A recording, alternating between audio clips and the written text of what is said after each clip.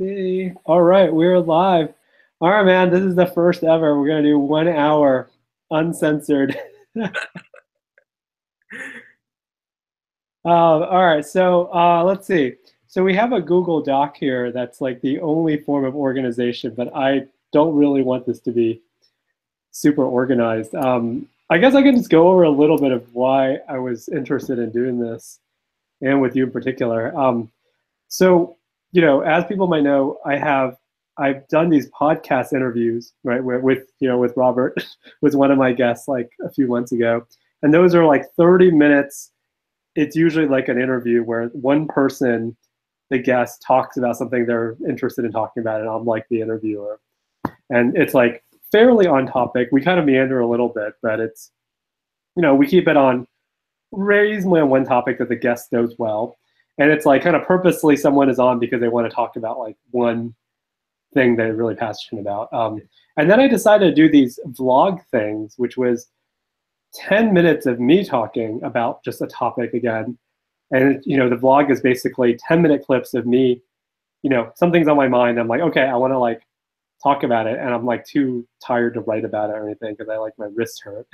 And I do too much writing. So I record a bunch of those 10-minute clips, and they're really easy for me to record because it's just me, right? And scheduling guests takes time, and like they don't do it regularly. And I want to have a different guest on each time, so it just like takes a while. So then I was listening to some of these podcasts, especially by Professor Roger Peng, who has two podcasts where he talks with a co-host, two people, the same co-host, the same two people are talking every week or every other week for an hour, and they have topics. They're kind of organized, but they're kind of not organized. And I kind of like how, because it's not super organized, like it's just like a conversation, two friends or colleagues would have, and then just sometime in there, interesting things just pop up. And I think it's only possible with a semi-unstructured long-form format. So that's why I decided to ask you on here. Okay.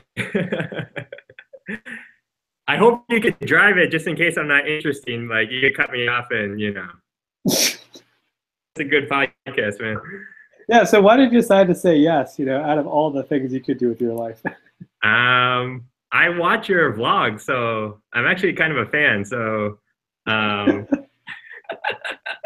then you referred me to the Casey Neistat YouTube channel, and like I got inspired by his story about how he was making videos and so on. So I don't know, like I didn't know what you had in mind, but it sounded cool enough to give it a try.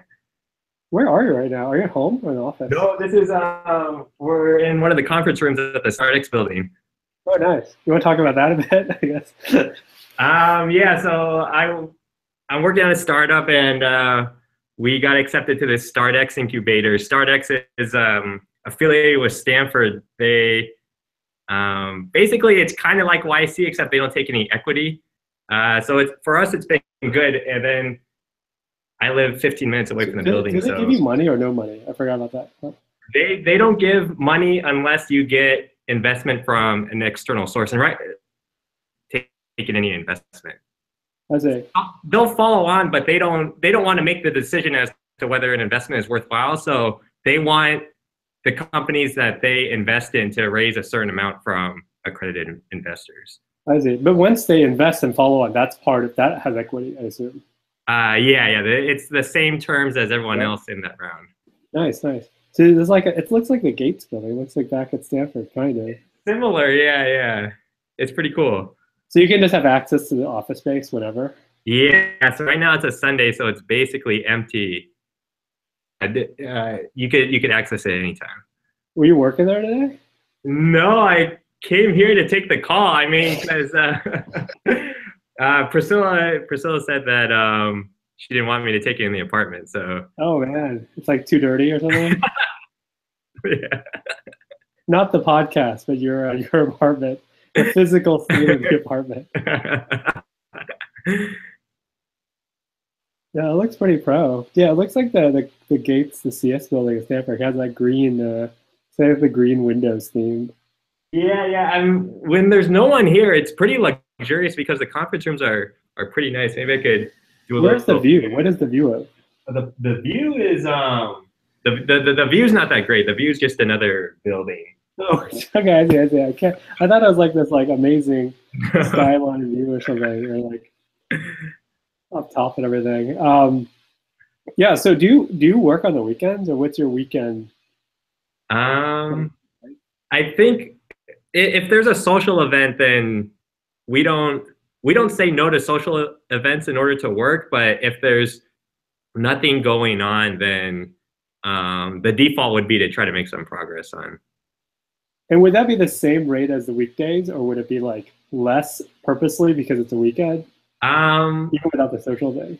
I think Monday through Friday we kind of have a 9 to 5 or 9 to 7 mentality, but weekend it's a little less head down. It's if there's an idea you want to think about, or it just more speculative stuff we would put on the weekend, I would say. Huh. And you would explicitly have that, like this is a weekend thing, like let's just chill and play around with something. Or Yeah, you'll always I like, mean, because I mean, we work out of this building, right? And so you're in a setting where everyone else is doing stuff. And so if you are doing something kind of random, then you feel like maybe you're wasting your time. Whereas on the weekend, there's no one around, so it's naturally you have a different mindset.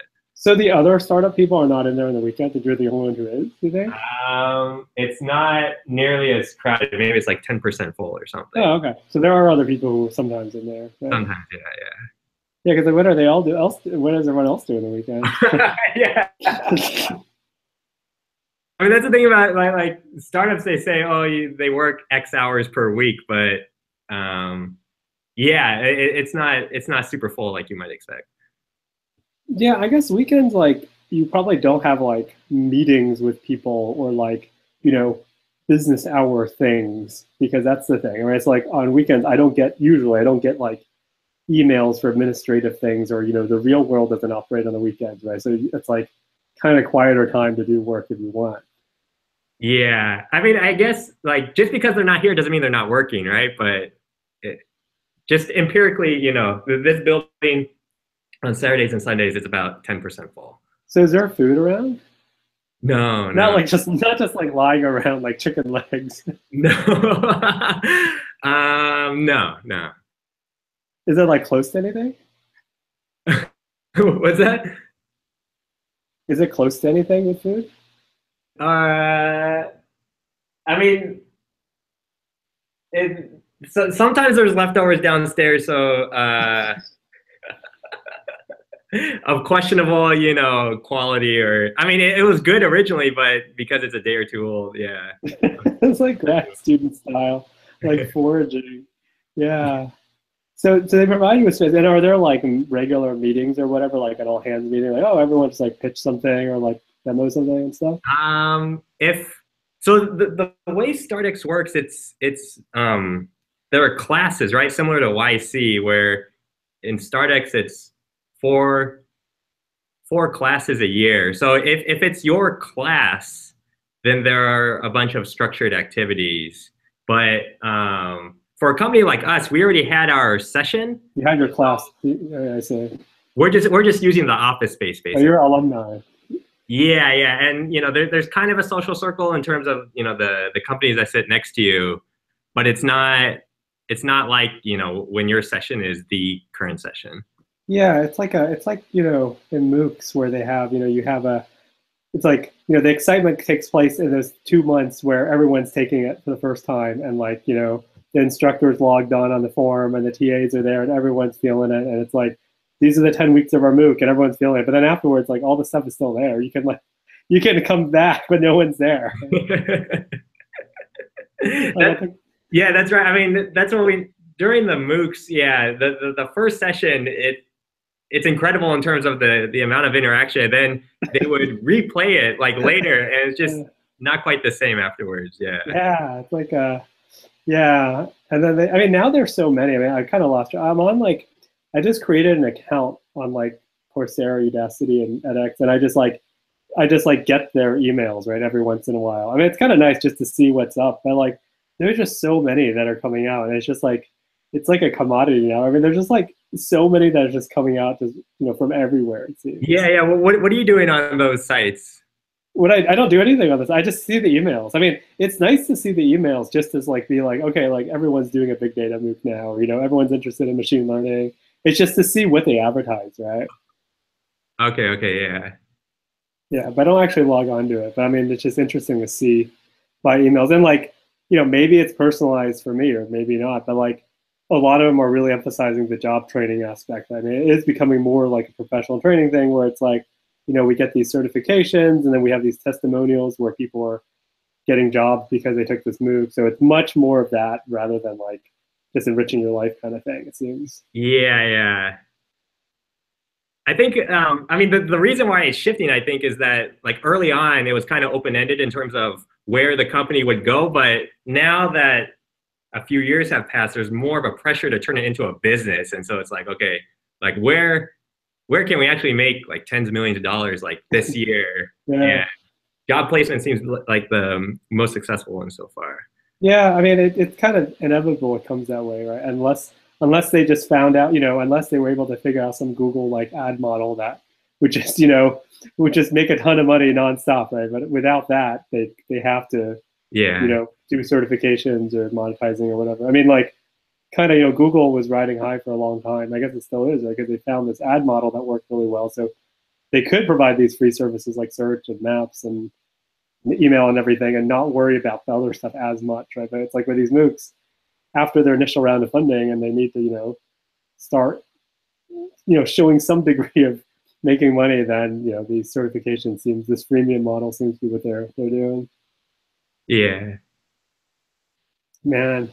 Yeah, I mean, I guess it's been like 5 years, right? Since all this stuff, 5 or 6, 5 since the MOOC started. 5 year or five, I think. Yeah. Yeah. Or forgot. Maybe Well, everything launched in 2011? Well, yeah, 2011 was when things were like before they like became big, right? So I think they started in 2011 definitely because that was the summer you were involved, right? Summer Yeah, that's right. 2011, That's right. and then that was when Peter Norvig and Sebastian did Udacity one in fall 2011, and then I don't think they formed those company things until like early 2012. I think that was right when we were graduating, right? Yeah. Early 2012 was when the companies formed and all this stuff. I mean, they had the company stuff before, but it was under the radar. But I think the first articles really were, early 20. I mean, the late 2011, they had a article about Peter and Sebastian's AI MOOC. I think it was late 2011, but they didn't call it Udacity then or something, or they might have, but it was like, oh, this is really successful, and we're going to launch it in something. Yeah. Yeah, that was crazy times. So did you? I mean, like, what is you started your online education business thing around that 2012 era, and Yeah. to what extent would you follow these trends in online education and MOOCs and stuff? To what extent are you kind of trying to operate independently of all this? I think early on I was not so much paying attention to what the big players were doing, but the more the further along I got, the more I started to. I mean, not to say that ignoring them was right or wrong. Like I haven't reflected enough to. But yeah, I've right now I'm much more aware of what they're not only what they're doing, but like what their strategy is because we're trying to we're trying to figure out where we could take this company, right? And so it's natural to ask in terms of big winners, like what are the adjacent companies that have created a lot of value, and like what's the story that sounds like a company like ours can go in that direction. And so it's natural to look at which companies are raising, like what's their little blurb in terms of why are investors buying into these other stories, and then trying to figure out where you fit in. I mean, but how much of that is like the kind of big MOOC makers, like the Coursera's and the Udacities and edX, versus these smaller startups that might be? Yeah, I guess not. I don't have to log into Coursera every day to kind of see what new features they're doing. But I mean, I use this stuff even without wanting to do market research, like the deep learning stuff. Andrew Ng has a new course on Coursera that's pretty popular, and so like just naturally I'll be using these sites even though it's not necessarily just out of market research. It's just, me wanting to use it as a consumer. Interesting. Yeah, I mean, like, and I guess, how much time would you spend thinking about this stuff versus, the engineering and this is the always the age-old question of where you split your time, right? So, how much time do you spend thinking about this or actively doing market research on this versus like building a product and such? Yeah, I think for me at least, sometimes I'll have a direction that I'm pretty passionate about, or I at least feel like, okay, let me just burst for a couple months because I'm pretty sure that this is something that at some point I want to build. And so I'll kind of be heads down building it. And then like once that feature becomes complete, then you kind of zoom out and you ask, okay, based on what we have so far, like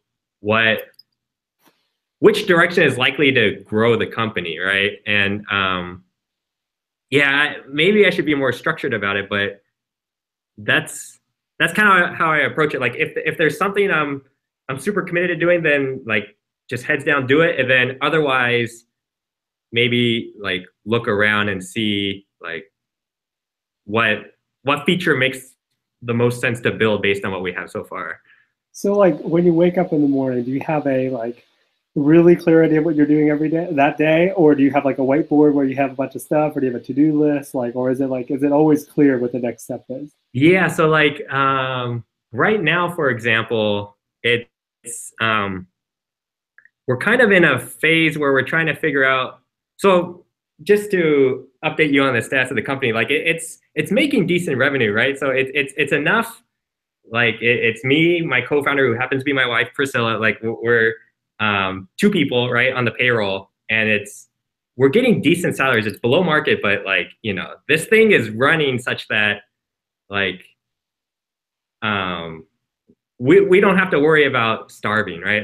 It's doing okay. But then the question becomes like, okay, what do we do next, right? And then so if you want to go like the big VC route, then you kind of have to zoom out and ask yourself, okay, what direction is compelling enough where an investor would want to invest in? This took me a long time to realize, but the way the investment landscape looks is that you really need $1 billion pitch in order to attract investment. And that's not just because like investors are like it's rational for the investor to think that way because when they invest in your company is worth, let's say, $3 or $4 million, right?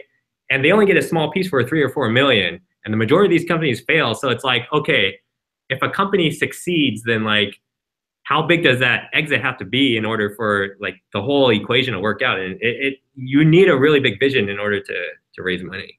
So basically, it's not just because of Silicon Valley TV show hype. It's because even a rational calculation, if your company has a $5 million, $10 million exit, they might not even get that much, and like they need you to have something. They need some really big hits in order to get something worthwhile. They're knowing that most of them will fail. Yeah, I think that, and this trend has gotten more extreme as time has gone on because the funds have gotten bigger and bigger. So if your fund size is small, you can imagine you make, smaller investments for larger chunks of the company, and maybe the vision doesn't have to be that large, right? So what do you mean by the funds have gotten bigger? What do you mean by that? So like if let's say a fund, they raise, $300 million from their limited partners, right? So like they need a promise, and I don't have the numbers exactly right, but like let's say in 5 years they have to like 3x that number, right? So they have to, their portfolio or their percentage, I mean, their ownership of their the positions that they own, it has to be worth like close to $1 billion, let's say, within 5 to 7 years, right? But the way companies work, it's not like, oh, one company is worth like 30% of that, one company is worth 20%. Like it's power law, right? So it empirically, like the winners tend to be like really big winners, and so you're basically thinking that one company is going to return the fund, right? And so if you need let's say you have like a $30 million fund and you want to 3x it, then like, you know, your piece of the company, the big winner has to be worth like close to 100 million, right? And And they're so, assuming only one big winner, right? yeah, You're assuming assuming, one big winner, which is, yeah, that's the most accurate model because, yeah, you're either Facebook or, you know, like anything that's less than Facebook is significantly smaller. So if you made Facebook or if you invested in Facebook, then like basically every other investment you made didn't matter, right? Because it's mhm. all rounding error compared to that number one return. Um, so So, yeah, so that means that everyone needs the really big pitch in order to actually get the money.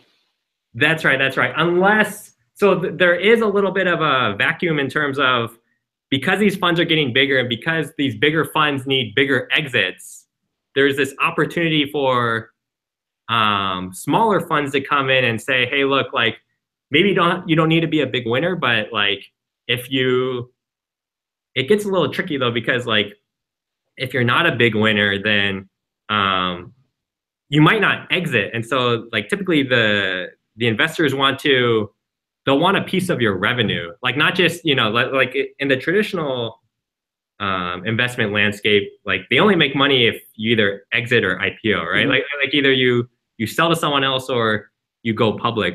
Whereas if if your goal is to build a company that makes like 10 million in revenue per year, you're probably not going to go public. And so um, the way that these investors can get value out of um, investing in you, like let's say you never sell, in some ways it's kind of screwed. So these smaller funds, and I don't know whether this trend is going to actually long term stick around, but there are some funds that want a piece of like your yearly revenue Mhm. if they invest in you. Yeah, I mean that's like, I mean, how does that work for, in a mom and pop shop, right? When you're starting, a restaurant or something, and you get your weird cousins or friends to invest in your, some startup costs and stuff. Like, don't they get a cut of the revenue because you're not going big? I mean, you just need like $1 million to start this thing. Like, what do they Yeah, get out of it, right? I mean, they get some part of your revenue when your restaurant makes money.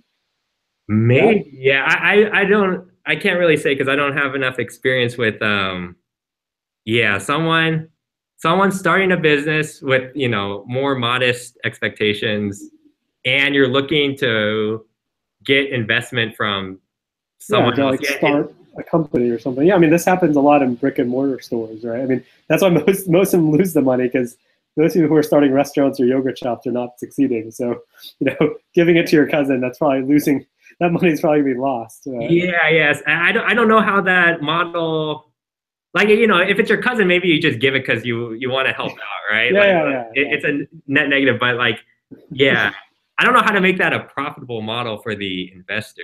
It sounds tough. yeah. I don't. I mean, maybe it's you get some of the revenue. It seems like this, or it's like it literally is equity so that if you sell the restaurant to someone else later, they get a cut of the profits or something. But then it's like assuming you're going to sell the restaurant. It's like you're assuming you're like running a restaurant to flip it and sell to a Yeah, bigger person. It's like seems weird. I don't know. I mean, it sounds tough. I mean, just to be clear, like the part, you know, the $1 billion exit. The only reason, or part of the reason, is that they're taking your first investment. Typically, you have a pretty large valuation, right? These Silicon Valley companies, like let's say they buy 20% for $1 million or something like that. Then your company's worth like $5 million without that much progress. And so, yeah, that's why maybe a restaurant like that, those numbers are different, such that it's more in the favor of the investor. But yeah, like for example, Shark Tank. If you look at those, I mean, like those valuations are much smaller than what you get on the Valley, right? And I guess they have to be in order for the math to work out. so that's like more like I'm an inventor and I made some like weird contraption and you invest in me. Is that a Shark Tank? Yeah. So like they'll sell like 40% of their company for 100,000 or something like that, right? Which is a factor of 20 smaller than like a Silicon Valley company. So And maybe at those low valuations, you could get it to work out. Yeah, I don't know, yeah, that's like a whole other model. That's like the the lone inventor who I made some Velcro thing or something, and I need to raise the money to like manufacture it overseas or something. Yeah, it's a wild world. Yeah, I don't know. This is a it's such a wild world. So I mean, like, I guess you know what kinds of people would you be interacting with on a daily basis? Nowadays, Oh, you if know what? any. Like it's default. Like if I don't make an effort to go outside, then it's just the companies that were around, right? But more recently, I've been making more of an effort to reach out to, just people, friends, basically in industry, just trying to see what else is out there, right? Because it's a little doing your own thing. It There are obviously some positives, but like it's a little isolating. So it's it's nice to it's nice to talk shop with people outside of the building too.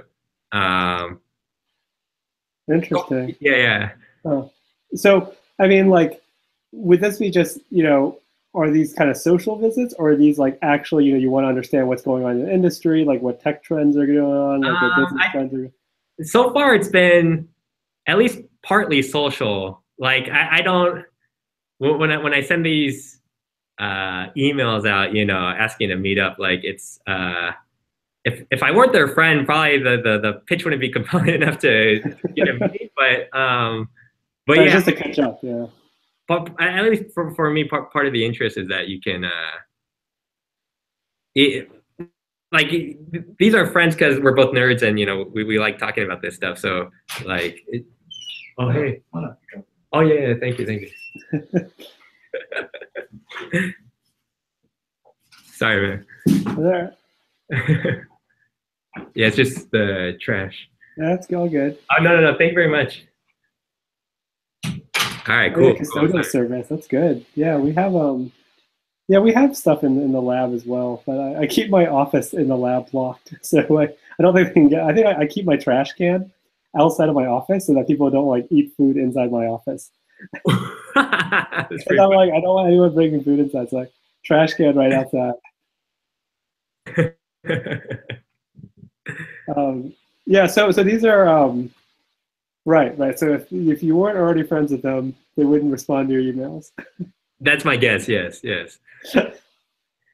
Yeah, and it's like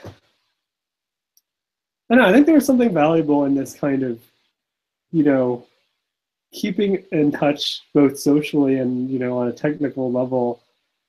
Because it's something like, on one hand, you could have purely just social interactions, not with people in the industry. On the other hand, you could just be like reading tech news online, and it's just like the other end of the day, you learn all about all this tech stuff, but it's just so much noise, right? Like, you don't know what people feel is important and like what people around actually prioritize.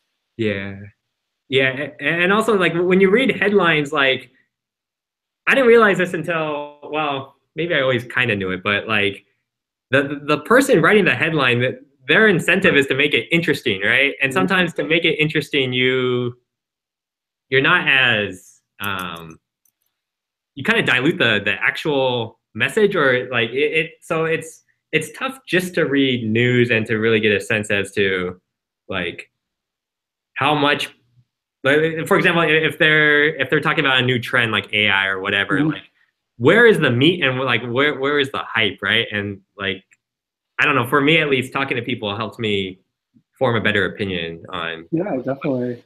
Yeah, and it's like I think that you know all the information is there in theory online about this. It's just that you don't know what weights to assign to it, right? Like you don't know what how to weigh things appropriately, Yeah, and it can be overwhelming. There's just so much stuff out there. You just see all these buzzwords out there. yeah, and also one point I want to make that I wish I realized earlier was that there's a lot of unspoken knowledge, right? So there's a lot of stuff that people aren't incentivized to say. So for example, like when you're talking to investors and like they're not into what you're doing, like there are a whole bunch of ways to say no without saying no because Mm-hmm. they're not really incentivized to say no. Like no means that like if 6 months later you turn out to be a big hit, then if they said no, they're kind of in a tough position to come back in, right? Whereas if they were like, oh, we're kind of interested, then like they always kind of leave that door open, right? And so this is an example where like the investor is incentivized to give you one message, but you kind of have to read between the lines in order to figure out like where they actually stand, right? And I feel like a lot in life, like people don't mean what they say. And do you feel like that would exist on some blog somewhere that someone would write, the insider's guide to what investors say and mean? Like, it seems like that knowledge would be somewhere, but maybe it's hard to find or you don't know to trust it. Yeah, no, that particular, so yes, there are blog posts about like, oh, the 10 different ways investors say no. Like, yeah, that much is true. I guess the point I'm trying to make is that like when you're talking to people and you're trying to get information from them, it's really helpful to understand like what stuff they might not be saying, like what stuff that they might be thinking, but they're not really in a position.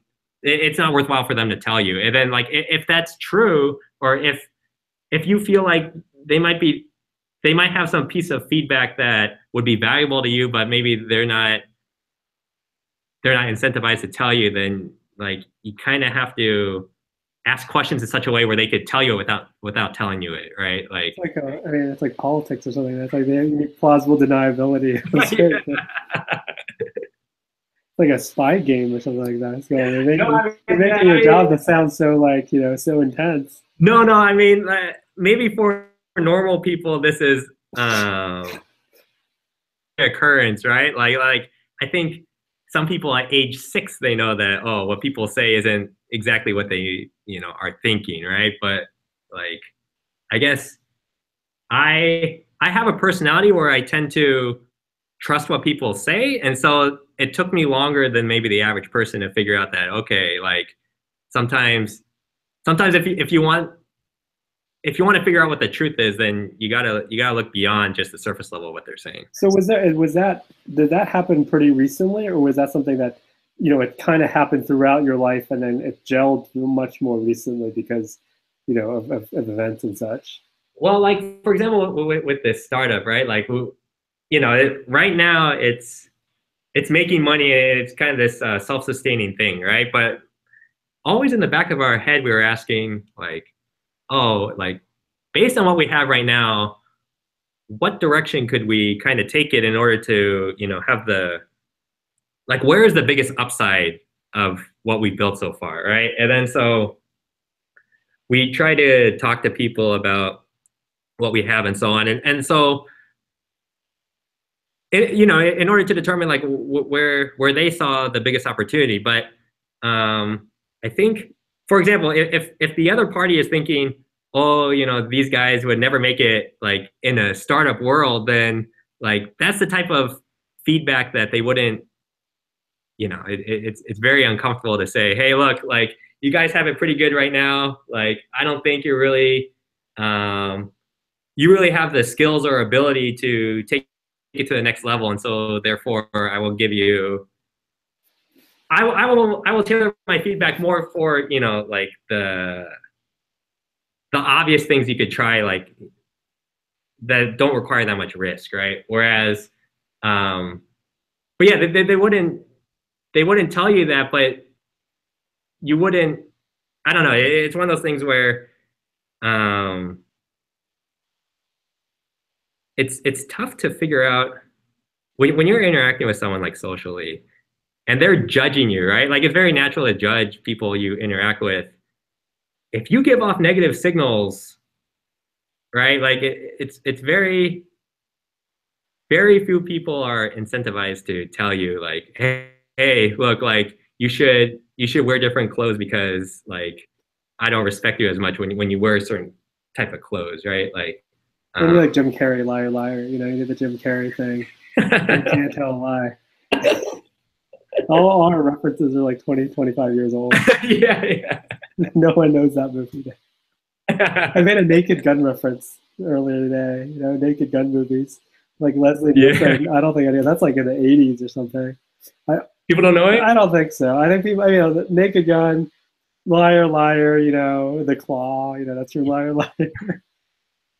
Um, yeah, no, I don't see what you mean. I think it's the. I mean, I think I made a video about this somewhere. I mean, that's one of the issues. I've made so many videos and so many things. I've forgotten which is which. But like, there is a thing where, you know, yeah, I think I have a video somewhere about this. It was like, people come to me for advice for about a lot of stuff. Students, junior colleagues, or whatever. And then there are definitely those times where I'm thinking like, they're not on a good path right now, Yeah. and the right solution is, oh, you shouldn't have been in this situation in the first place. You should have done something better 5 years ago, whatever, right? But like, given that they're where they are now, I'm not going to say that, one, because it's not helpful, because like it's not helpful. That, and like two, I know that anything that I say that just kind of kind of a patchwork solution to what things are going on now, I know it's not a great answer, but like there's nothing else I can say, because the right answer would be like, there's a lot of decisions down the many from many years ago that were probably not ideal life decisions or something, right? But like, it's not just because, I mean, it's sort of listening to your situation. It's not because I like have an incentive to hold anything back, right? It's just because like, it's like I don't have an incentive to I mean, I don't think I can do anything to help out, right? I think that's probably part of it, right? That like, I'm trying to come up with a really concrete example without being mean, but um, ah, let me think. What's a good example? I mean, this is not something I face personally, but it's an extrapolation of, of stories that you hear, right? So like, I think there's a lot of fields in academia that are not that, that are not that don't have that many career options. As Yeah, yeah. like, let's put it lightly, right? So there are a lot of fields where you get your PhD, and it's there are not many industry options. So the only options are getting an academic job, and as a tenure track professor or whatever. And if you don't get a job like that, then you are in a pretty bad situation, because you are either working as an adjunct, as a lecturer, as a postdoc for a long time, as kind of a research staff for a long time, and it's like they're not great jobs considering you've been training and working for so long in the field, and there's not a great industry option. So it's like, when I hear of situations like this directly or indirectly, someone who has done several postdocs, right, and they're like, they're out of their PhD for quite a long time, and they still want a tenure track job, and they're not really willing to be that flexible in terms of moving to places, and they kind of have their heart set on going to certain places and being in big cities or whatever. And the only thing I tell them is that you have to relax some constraint, right? Like, if you want to stay in academia and get a tenure track faculty position, you have to look more broadly. I mean, you have to apply to more places. You might have to go to other countries. You have to go internationally. I mean, there are plenty of jobs if you're willing to look broadly. You're like, no, I just want to be in these like top few schools in these few cities. Given that your record hasn't been that great so far, and there's a giant pipeline of people who have 2 postdocs lined up and whatever, it's just like you're in kind of a rat race, right? And like, I mean, what I say to people who've spent 5-10 years doing that, right? I mean, like, they can't turn back the clock. So I like, there's nothing good I can say, right? I'm just like, you should look more broadly at other options and stuff. But like, there's not a great solution. Right? Yeah, yeah. I mean, like in that case, I think the hidden knowledge is that, so someone who's coming to you for advice might listen to your feedback and be like, oh, woe is me, because like, I didn't do anything wrong, but it looks like my situation's kind of bad, right? Whereas like someone who just is like, some personalities, they enjoy saying difficult truths, right? And so they just be like, hey, look, like, you really screwed up 5 years ago. Like, that's why you are where you are right now. I think that's like, if on one end you're like, oh, it happened 5 years ago, so like, what can they do, right? But like, on the other hand, it's like, okay, you had some responsibility in terms of like why you are in the situation you are right now. And so like, if you if you can kind of understand the mistake you made back then maybe you don't repeat it in a similar situation in the I future. see. So there's actually a benefit to the, you can't handle the truth or whatever. Yeah, I think so. I think so. I see. So maybe I should do that. That's what you're saying. No, I mean, like, look, like, I struggle to, it's an uncomfortable conversation, right? So I don't have the answers, but just like me personally, like from the receiver's point of view, like I feel like I've gotten a lot of value from trying to look beyond the surface in terms of, this type of information that might be So are withheld. you afraid that you might be extrapolating? I mean, you might be interpreting wrong though. Like, are you afraid that like, you can imagine someone who might say something and like they might not actually mean something that you're inferring, but your brain is more paranoid and like more neurotic, and you're like, oh, maybe they think that like I did all this stuff wrong and they didn't actually mean that. Well, or I I mean, yeah. Like when you read between the lines, like there's always a chance you could be wrong, right? But I think on average, my effort to see beyond what they're saying has. I mean, it's really tough to measure, but I feel like I have a more accurate mental model of what they're actually thinking than I did prior. Yeah, and I think that I found that like by writing or doing these vlogs or writing stuff and making it impersonal, I think that helps me in the sense of, I could show people links to stuff I've written or talked about. And that's one way of I think making it less awkward and direct this is not a video about you or an article about you, but I've seen situations where graduate students or postdocs get into certain situations that are not ideal, and I've written about it before. Just check these out. It may spark some thinking, right? But it's not like I made this for you particularly. Yeah. I mean, just to be clear, like softening advice that's tough to hear. That's a good thing, right? Because it makes it easier to take in. They might not get the hint either, right? So it's like, well, that's not about me at all. And that's true for everybody, right? Yeah. It's tough. This topic you brought up is interesting. It's like this topic of like, I think, I haven't had to collect my thoughts too much on it, but it's like there are people for which these things, these nudges and these pieces of honest, frank advice would really help. But unfortunately, it's very hard for them to get that advice oftentimes because one, people don't want to be mean or don't want to have awkward conversations. And two, like people might not be that self-reflective of actually seeking that feedback. So like, I think that there's like a lot of things, there's a lot of blind spots that everyone, I mean, and myself included, everyone has because these are uncomfortable situations, and there are very few people who are very direct about seeking out hard feedback, and that's like a hard thing to do. Yeah. Are you familiar with Ray Dalio? No, who's Ray Dalio? Ray Dalio is an investor, and he recently came out with a book called Principles. But yeah, I think one of the core messages in his book is that a lot of people they struggle to meet their goals because they don't have an accurate view of reality. And so like this message really resonated with me because, it's like The Matrix or something. But I mean, old movie. The Matrix is 18 years old now. Yeah. But there are typically like two camps in life, right? Like one who's like, yeah, reach for your dreams, like you can do anything, and there's the other that's like, oh, be realistic, like you should like consider goals that are more likely to actually happen. Whereas Ray Dalio, I mean, I don't know exactly where he ranks on world's richest people, but like top 100, let's say, right? And so like obviously he's achieved a lot, right?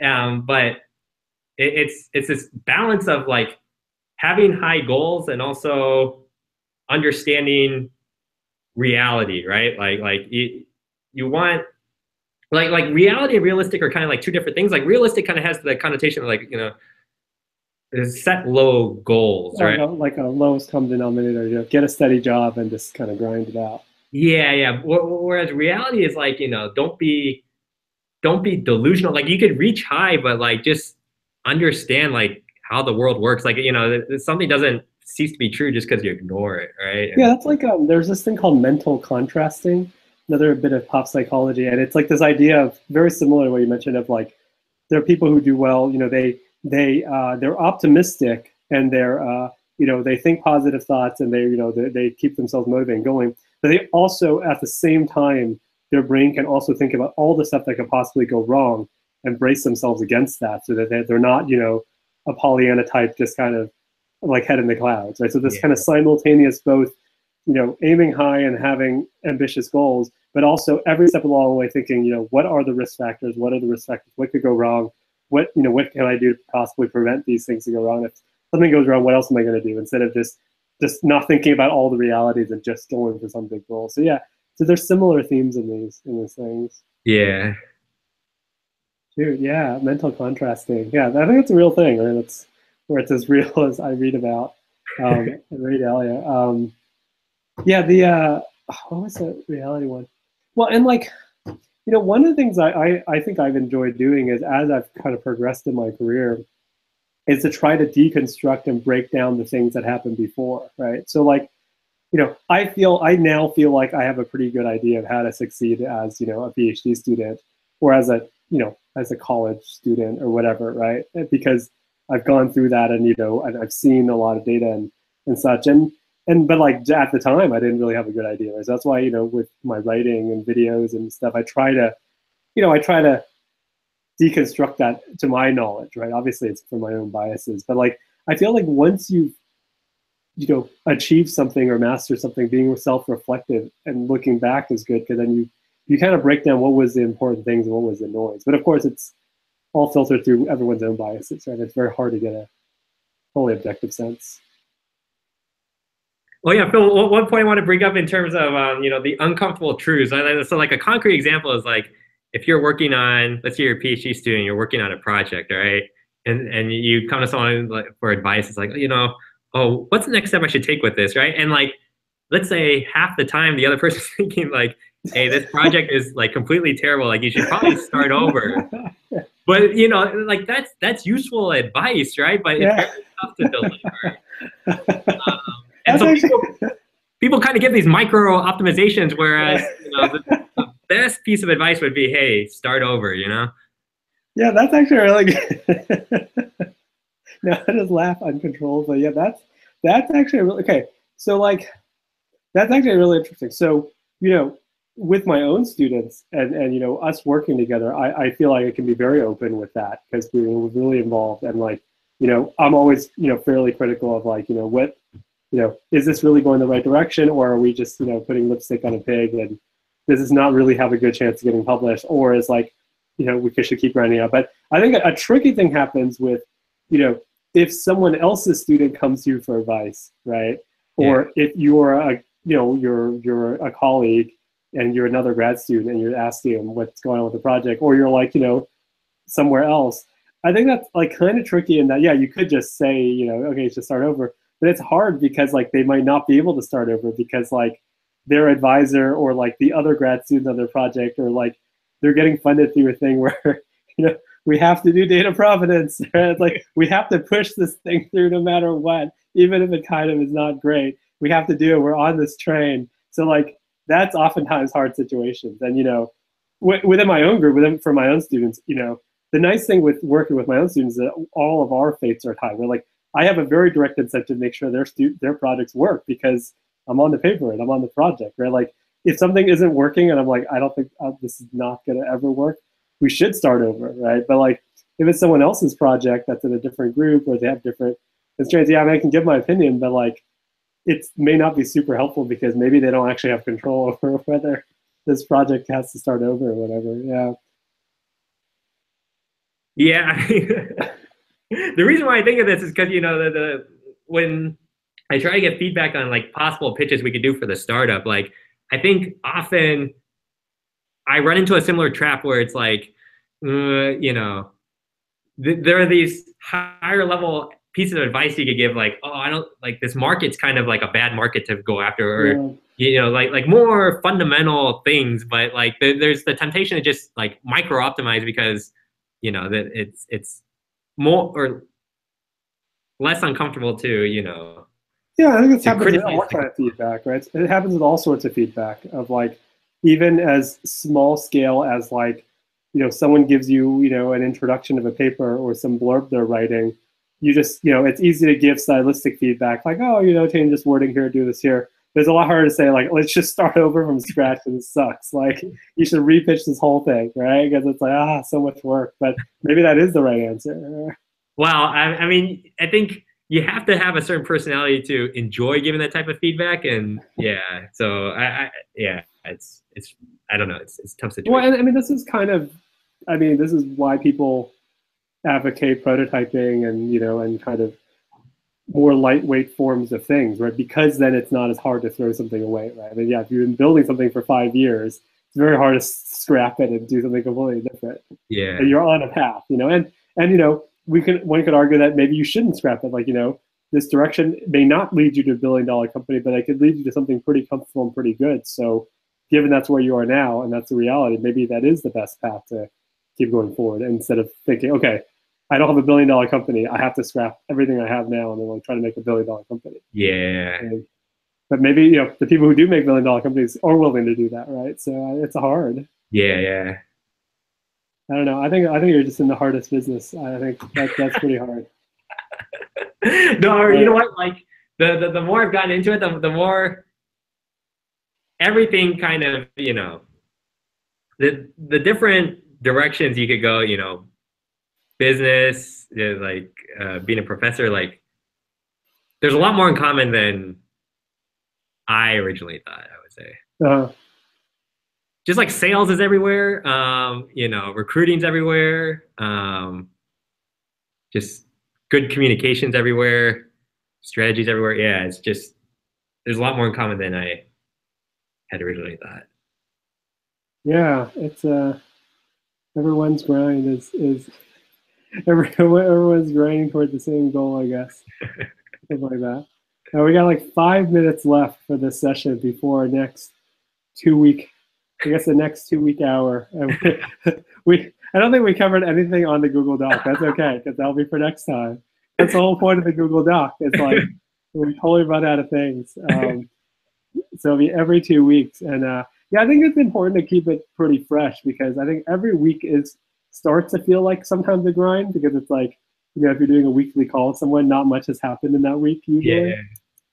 So I think 2 weeks is a pretty reasonable thing to keep up for as long as as you maintain interest. Yeah, I'm good as long as you're good, and as long as your audience doesn't hate it, like I'm good to go. I mean, it doesn't really matter. Like, who cares? It's really like this is a 1 hour thing too. So if they get bored after 10 minutes, they have plenty of other stuff to listen to or to read. Right? That's like the beauty of having content online. It's like it's not a limited tool. Right? It's not like if this is there, I'm going to take down something else. Something is going down because this is up. A pen only, yeah, pretty cool. Yeah, pen only. Yeah, I mean, it's gotten to the point where like my issue is finding and curating stuff on my website, and like, yeah, I mean, not that I think about it too much, but I mean, I've just gotten on this video binge lately and this podcast binge. So I don't know if you noticed, but like I made a thing where it rips all the audio off of YouTube so that I just make them in MP3s. So like this, you can put it on podcast players now as well. This is going audio as well. It's not just video. Okay. So that was some yak shaving I did earlier this month. So like there's a podcast feed, so you can like subscribe to it on, whatever podcast app you're using. So all of these will be audio files that you can hear. That's awesome, dude. Yeah, so it's pretty sweet. So I don't actually write that much anymore. I'll give you another bit of news. This is, in our 4 minutes. So yesterday I was moving boxes in the garage and I tripped and I like rolled on my ankle and I thought like I sprained my ankle really hard. I heard like a pop. And then I had to go to the doctor and get an X-ray, and I have a fracture in my foot. Oh, what? I know my foot bone has a fracture, so I like can't walk. I mean, like so that's like huge. So I'm like my TAs are teaching my class this week. I'm gonna try to stay home for a whole week, and then afterward I can I have like a little scooter, like stool thing I can wheel around on, and I can like get people to drive me around campus or whatever. But yeah, I have to like cancel a big conference trip in like 3 weeks or so because I don't think I can make it. And yeah, it's like it's kind of a turmoil because it just happened like 24 hours ago. Oh no, man. Shoot. Yeah, like Is that it totally good. painful or? No, it's not painful if I just let it sit there. So I basically have my leg up on an ottoman or a stool, Hmm. and I don't have a cast or anything. It's just the bone. It's not. It didn't snap. It just has a fracture. So if the X-ray shows that it's fine, it just needs to set. It just you just can't move it or put any weight on it. But it's sort of a grind because I like going to work at the coffee shops, right? So even if like I realize that most of my work besides meetings, I can just do on my laptop or my computer. Yeah. I'm actually fine, but it's just that I'm like I don't like work well at home. Like so I'm just like sitting on the couch at home on the computer, like lying in bed watching YouTube and stuff. And like in theory, I can do all the same work and I can Skype with people, but I'm just like not as motivated because I like working in my coffee shop setup. Oh man, dude. Hope you get better. Like, was it a heavy box or? No, it was just like me tripping. Like it was not the box. The box didn't follow me. It was just like me stepping backwards while like dragging the box, and I misstepped. Oh wow. So it was like I think it's one of those things. If I was younger, it wouldn't have broken anything. But now we're old, like older, and I like minor injuries will compound. So it's a humbling experience, but it's fine. Like I think in the grand scheme of things, it made me reassess and be like, all right, I should really be more careful about like just run around and stuff because like I don't want to injure myself. It's just Yeah. it's kind of it's one of I mean like this never happened, right? I mean I've twisted my ankle before, but I never had that like have a break from it. Yeah. So I've never like broken any bones either. I mean when I was little, I like had a hairline fracture in my arm. Like I fell off roller skating or something, and there was just like a little fracture. I don't even think I had a cast. I just had a sling. I just basically had to keep my elbow still and my arm still. Mm. So this is a similar situation. Like I just have to keep it still. But the problem is that it's in my foot, so I can't put any weight on it. Yeah. So, but yeah, that's kind of a grind. But it's not that interesting otherwise. But I can basically like maybe it's even like more frustrating because like I can't my brain is functioning fully, so I can potentially do everything, but I can't move around. Oh man, dude. Hope you get better. Yeah, that's terrible. Yeah, so we'll see what happens. And maybe, I mean, hopefully I'll give you an update in 2 weeks' time. And yeah, my hope is to totally stay off of this for 1 full week. And then we have a faculty retreat on Saturday in a week from now. And like, I think I'm just going to go to like the morning session where it's just like a conference room. I can just wheel myself in and just sit. It's like a conference room meeting. And then like later they'll do other stuff and I probably won't go, but it'll just be like, a conference meeting for the, half the day or something. I think I can do that. Yeah. But yeah, that's been sort of a grind. But maybe it's a forcing function for me to just be like barrel through all these kinds of errands I have to do on the computer and other sorts of work. And it's like, yeah, I mean, by the context of this is the first week of classes too. It's terrible. Like we had a Friday, I taught the first class, right? It was like the 0 week. It was like Friday was my first class. Uh-huh. I have 2 classes I'm teaching at the time. So like I introduced myself. I was like all peppy and stuff. I was actually recovering from a cold too. So like I was still sort of sick. And then like, they're like, all right, we're ready for the term. Like, here's all the stuff. And then I totally get out. And this is week 1 next week. So it's like, I'm totally out for week 1. Man. But, I think we'll deal. All right. Any parting words of wisdom to wrap up this session? No. Parted so many words of wisdom already. No wisdom, but just yeah, this was fun. Hope the audience hope there's someone, at least one person out there who enjoys listening to this. And then yeah. I like how you talked so mysteriously too, because like you didn't mention like your company or who you are or what you did and stuff. So it's like it feels like the super stealth, super secretive Silicon Valley company, but it's not really because of that. So they shouldn't mention it. It's not like you're in stealth mode, under the radar. With all no. If it goes that way, then next conversation, yeah, we could dive in more, yeah, depending on how. Yeah, like that. It's not like you're like Magic Leap or whatever. That like super secretive, That's one way to do it, though. Yeah. The super secretive vaporware,